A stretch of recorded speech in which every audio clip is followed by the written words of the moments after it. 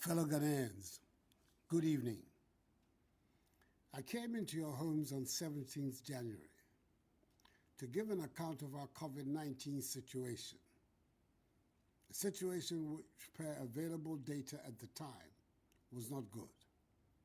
To this end, I appeal to you, my fellow Ghanaians, to help contain the spread of the virus by respecting the protocols government had put in place. The hope was that we would begin to see an improvement in our case count as a result. 2 weeks on from that address, the situation is even worse. As of Friday, 29th January, 64 more people have sadly died over the last 2 weeks, bringing the total number of confirmed deaths to 416. Our hospitalization rates are increasing, with the number of critically ill and severely ill persons now at 172. Our hospitals have become full, and we have had to reactivate our isolation centers. Our average daily rates of infection now stand at 700, compared to 200 2 weeks ago. The total number of active cases has more than doubled, from a little over 1,900 2 weeks ago to 5,358 currently. When I delivered update number 22, 13 out of the 16 regions had recorded active cases. Today, all 16 regions have active cases. Indeed, Greater Accra, Central, Western, Ashanti, Eastern, Upper East, Upper West, Volta, and Northern regions are the hardest hit, accounting for 94% of the total number of active cases. In effect, fellow Ghanaians, we have a lot of work to do in coming to grips with the disease. Given that recent studies show that the UK and other new variants are being transmitted within the population, we should all understand that our current situation could get very dire if efforts are not made, both on the part of government and by you, the citizenry, to help contain the virus. The analysis continues to tell us that the spread of the virus mostly occurs in indoor confined spaces with poor ventilation, where people are talking, singing, or shouting without their masks. The imposition of restrictions on our daily routines helped in reducing the prevalence of the pandemic in the country. And government has been left with no option but to reintroduce some of these restrictions in order to help save the situation. I know these measures in the recent past were unpleasant, but over a period, they resulted in a favorable situation for the country. We have to return to them. So, fellow Ghanaians, until further notice, funerals, weddings, concerts, theatrical performances, and parties are banned. Private burials with no more than 25 people can take place, with the enforcement of the social distancing, hygiene, and mask-wearing protocols. Beaches, nightclubs, cinemas, and pubs continue to be shut. Our borders by land and sea remain closed. All workplaces, public and private, must employ a shift system for workers, in addition to the use of virtual platforms for business or work. Conferences and workshops can take place with all the appropriate protocols.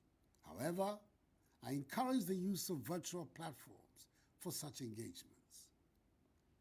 Restaurants should provide takeaway services and should, as much as possible, avoid seated services. The National Sports Authority and the Ghana Football Association should ensure compliance with a 25% capacity rule in our stadia, with spectators respecting the social distancing rule and wearing of masks. To the revered leaders of our religious organizations, that is our churches and mosques, I entreat you to enforce to the letter the protocols relating to attendance, i.e. the 2-hour duration, 1 meter social distancing, mask wearing, use of sanitizers, and the presence of Veronica buckets, liquid soaps, and rolls of tissue paper. I note that since the reopening of our schools 2 weeks ago, we have witnessed only few reports of cases among students. I appeal to school authorities and teachers to enforce the guidelines provided by the Ghana Education Service, and I urge the Ghana Health Service to continue their surveillance at the schools so we can contain any reported cases. As we step up public education and enforcement of the protocols and public gatherings, let me also state that regulatory agencies will undertake random checks to ensure conformity with these rules, and the security services will be tasked to enforce them. You do not have to be arrested by the police before you wear your mask. Your workplace should not be closed for non-conformity with the protocols. If there's no urgent reason for you to be outside, please stay at home. Each one of us can help to contain the spread if we continue to practice the measures of social distancing, washing our hands with soap under running water, refraining from shaking hands, and wearing our masks whenever we leave our homes. These measures must be respected by all. I urge you, my fellow Ghanaians, to continue to pay attention to your health, improve your fitness levels, and eat our local foods that boost your immunity. Should you at any time feel unwell or exhibit the most common symptoms of COVID-19, such as fever, dry cough, tiredness, please report to the nearest health facility and get tested. COVID-19 tests are free for all Ghanaians at public health institutions. If a Ghanaian citizen returns a positive result, the cost of care at isolation and treatment centers will be borne by government. At the 58th Summit of the Authority of ECOWAS Heads of State and Government, held virtually, it was agreed that the cost of the COVID test for inbound ECOWAS nationals be pegged at 50 United States dollars at the Kotoka International Airport. The cost of the tests for non-ECOWAS nationals still remains 150 United States dollars. ECOWAS nationals and travelers who test positive will bear the cost of the mandatory isolation and treatment. Ghanaian nationals, however, who test positive upon their arrival into the country will have their isolation and treatment costs borne by the state. Fellow Ghanaians, in update number 21, I indicated that Ghana is set to procure her first consignment of the COVID-19 vaccines within the first half of this year. Since then, a lot of work has been done towards the realization of this. Our aim is to vaccinate the entire population with an initial target of 20 million people.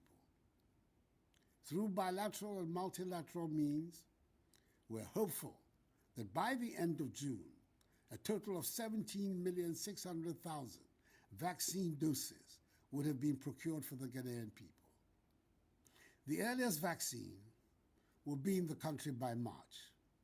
The Food and Drugs Authority, FDA, will use its established processes for granting emergency use authorization for each vaccine in Ghana. As President of the Republic, I assure you that only vaccines that have been evaluated and declared as safe for use in Ghana will be administered. Government will continue to monitor our COVID-19 situation and will remain resolved in ensuring that we are able to return to normal daily routines. I remain hopeful that if each one of us embraces fully the safety protocols and we continue to put our faith in the Almighty, we will emerge strongly from this pandemic. Enuanom, ifibra minemo kasaya no, na ochimienu niye. Yayire no eyi hu ba. Fa na efa nipa. Misra mo, ma obi amfa yare no ndi agro. Mundi hihye no so. Ni titiri, mo hye mask no, eno ene beboa yen. Nyame me, oti enyone, ni kenya wie. Hela efe gbeye. Ikemen yawa, ni panyofai, moko ke hela akashwe. Nye yamlano, ni titiri, mask we, no bab wawo. My faith in God tells me that this too shall pass, for the battle is the Lord's. May God bless us all in our homeland Ghana and make her great and strong. I thank you for your attention, and good night.